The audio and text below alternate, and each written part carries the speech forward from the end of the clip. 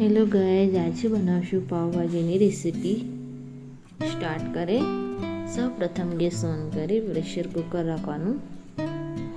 1 cup ગાજર, 1 cup બટેટા, 1 cup વટાણા, 1 કપ કોબી, 1 મરચું અને થોડુંક બીટ એડ કરશું જેથી કરીને આપણે પાવભાજીનો કલર સારો આવશે.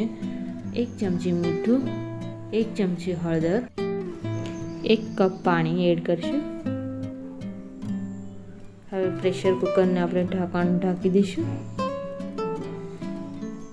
5 સીટી આવે ત્યાં સુધી આપણે એને બોઇલ કરવાનું છે શાકભાજીને. 5 સીટી આવી ગઈ છે. હવે આપણે ઢાંકણ ખોલીશું. બરાબર બફાઈ ગયા છે.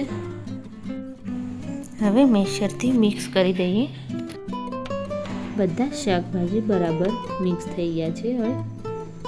હવે એક પેન રાખીશું. હવે 2 ટેબલસ્પૂન બટર એડ કરશું.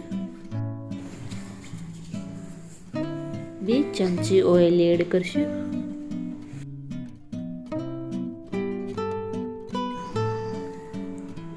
હવે આપણે એમાં આખું જીરું એડ કરશું.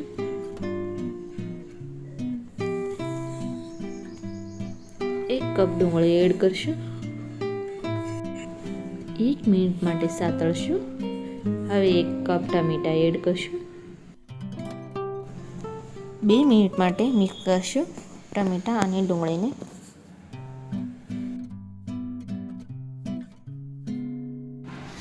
એક ચમચી આદુ મરચાંની પેસ્ટ એડ કરશું. હવે થોડું મીઠું એડ કરશું.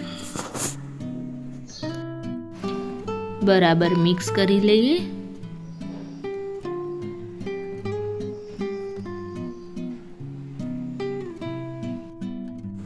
એક ચમચી હળદર એડ કરશું.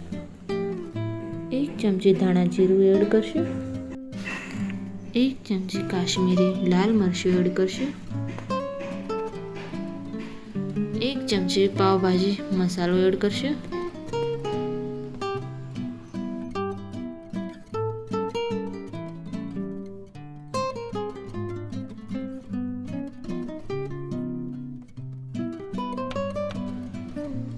મસાલો બધો બરાબર મિક્સ થઈ ગયો. હવે આપણે બાફેલા શાકભાજી એડ કરી દઈએ.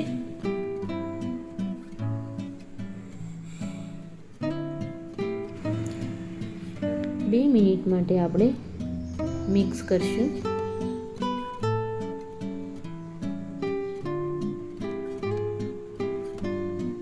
બરાબર મિક્સ થઈ ગયું. હવે આપણે 1 કપ ગરમ પાણી એડ કરશું. હવે આપણે કસ્તુરી મેથી એડ કરશું. ઉપરથી કોથમરી એડ કરી દઈએ. મિક્સ કરીને તૈયાર છે આપણી પાવભાજી.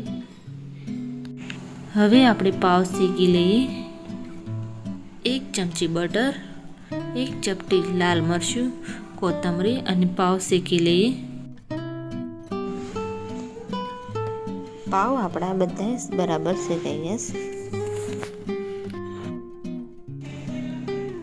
તૈયાર છે પાવભાજી.